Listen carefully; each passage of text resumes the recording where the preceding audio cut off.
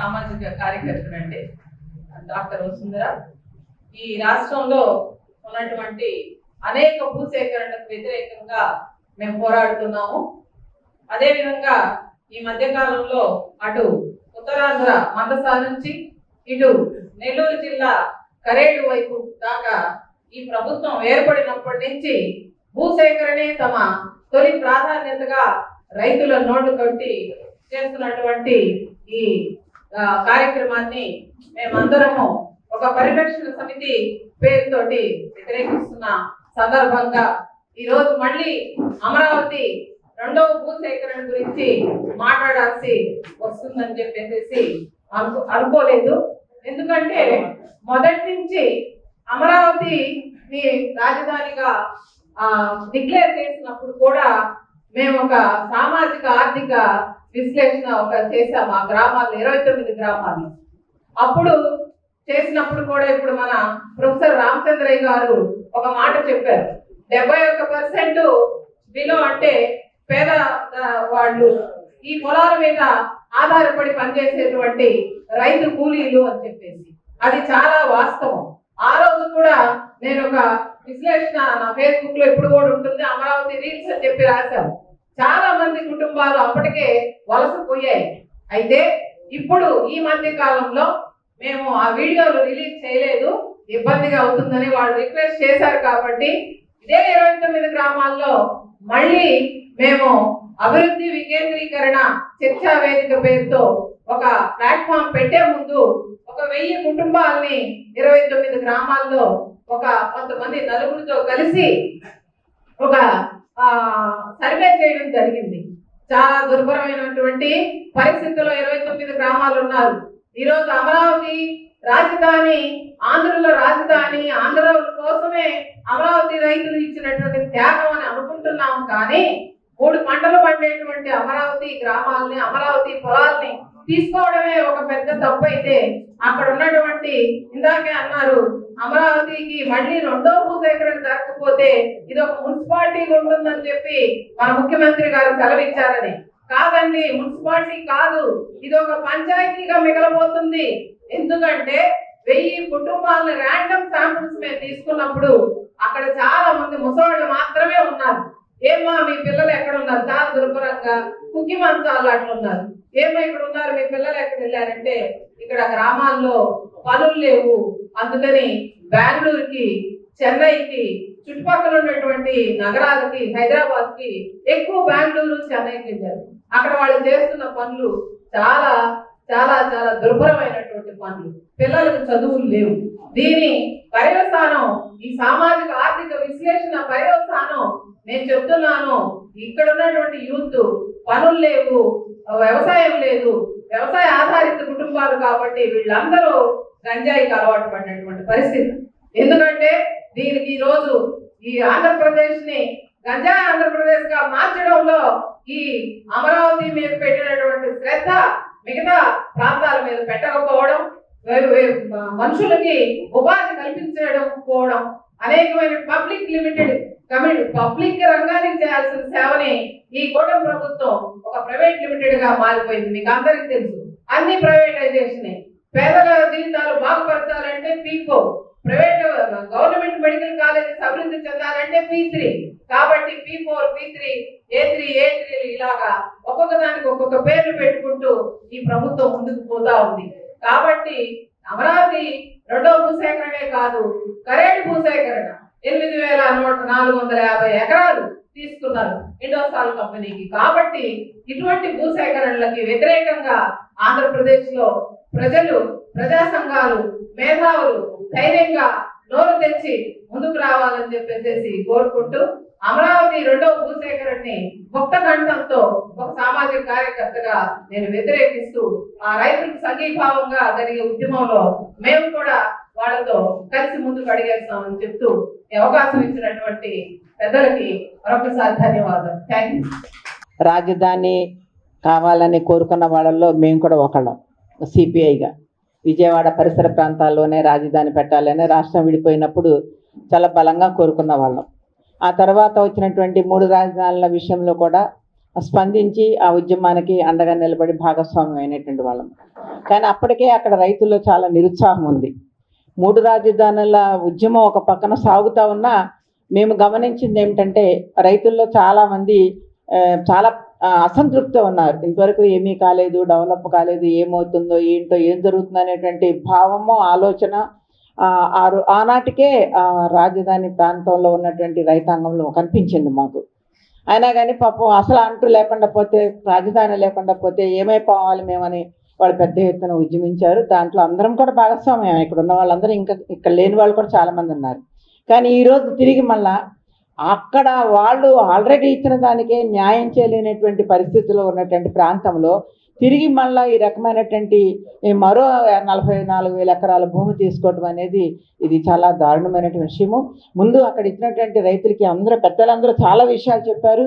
వాటన్నిటితోటి మేము మా పార్టీగా మేము కూడా సిపిఐగా మేము వాళ్ళందరూ చెప్పిన అభిప్రాయాలతోటి ఏకీభవిస్తూ, అది ఎయిర్పోర్ట్ విషయం కానివ్వండి, లేకపోతే రైల్వే స్టేషన్ విషయమా, లేకపోతే ప్రైవేటు వాళ్ళకి అతి తక్కువ ధరకి భూములు ఇవ్వటం మీద లులు గ్రూప్కి ఇక్కడ చాలా ఖరీదైనటువంటి ఆర్టీసీ స్థలాన్ని ఇస్తూ ఉన్నారు, విశాఖపట్నంలో స్థలాన్ని ఇస్తూ ఉన్నారు.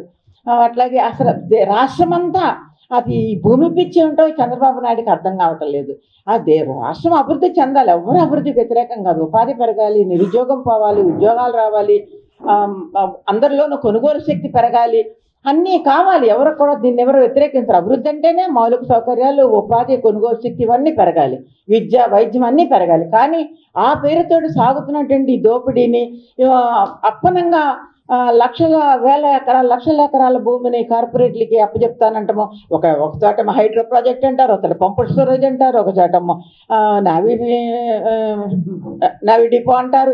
ఇట్లా రకరకాల పద్ధతులతోటి భూములు తీసుకుంటామంటే అందరూ కూడా భూములు ఇచ్చేటువంటి వాళ్ళందరూ కూడా నిరుపేదలు, సాంఘికంగా సామాజికంగా వెనకబడినటువంటి వర్గాల వాళ్ళు. ఇందాక రామచంద్రయ్య గారు చెప్పారు 71% మంది చిన్న చిన్న రైతులు ఉన్నారు. కానీ ఇక్కడ 71% ఉన్నారు. కానీ ఇంకా ఉత్తరాంధ్రకి వెళితే మొత్తం టోటల్గా ఉన్నంత కూడా సామాజికంగా మొత్తం అంతా కూడా బలహీన వర్గాలు, రోజు కూలికి వెళ్తే కానీ గడవనటువంటి ప్రాంతంలో ఉన్నటువంటి వారందరూ కూడా మొత్తం వాళ్ళ ఉపాధంతో కూడా పోయేటువంటి ఈ పరిస్థితి ఈరోజు అక్కడ చూస్తూ ఉన్నాం అనమాట. ఒడ్డేశ్వర వీళ్ళందరూ కూడా యాత్రలు కూడా చేశారు. అక్కడ విజయనగరం పై నుంచి కూడా యాత్రలు చేసి రాష్ట్రం అంతా తిరిగారు. ఎక్కడెక్కడ ఏవే ప్రాజెక్టుల కింద భూములు పోతా ఉన్నాయి, ఎట్లా ఉందో. మరి ఇంత జరుగుతూ ఉంటే మళ్ళా తిరిగి ఇంకా అమరావతిలో ఈ రకమైనటువంటి భూమిని తీసుకుంటానంటాం అనేది ఇది ఎవరో కూడా ఆహ్వానించదగ్గ పరిణామం కాదు. ఖచ్చితంగా ఏమంటే భూమి ఎవరన్నా పరిశ్రమ పెట్టాలి అనుకుంటే, ఏదైనా ఒక ఇండస్ట్రీ పెట్టాలనుకుంటే వాళ్ళు నువ్వేం గవర్నమెంట్గా పెట్టలేదు కదా, ప్రభుత్వంగా నువ్వు ఆనాడు స్టీల్ ప్లాంట్ పెట్టావంటే విశాఖపట్నంలో గవర్నమెంట్గా పెట్టారు, గవర్నమెంట్గా భూములు తీసుకున్నారు. ఇప్పటికీ అది ఇంకా సమస్య ఉంది. ఇంకా అక్కడ భూములు ఇచ్చినటువంటి వాళ్ళందరికీ ఈ రోజుకి కూడా పరిష్కారం కానిటువంటి సమస్యలు ఉన్నాయి. కానీ ప్రైవేట్ వాళ్ళు ఎవరో ఇండస్ట్రీ పెట్టుకుంటానంటే, ప్రైవేట్ వాళ్ళు ఎవరో, కార్పొరేట్ వాళ్ళు ఎవరో వచ్చి స్టార్ హోటల్స్ పెట్టుకుంటానంటే ఈ రైతుల నోట్లో మట్టి కొట్టి వాళ్ళకి ఆ భూమి ఇస్తానంటాం అనేది ఇది ఏమాత్రం కూడా సమంజసం కాదు. దీన్ని ఖచ్చితంగా అందరం కూడా వ్యతిరేకించాల్సిన అవసరం ఉంది. ముందు ఆ ఇచ్చినటువంటి భూములకి న్యాయం చేయాలి.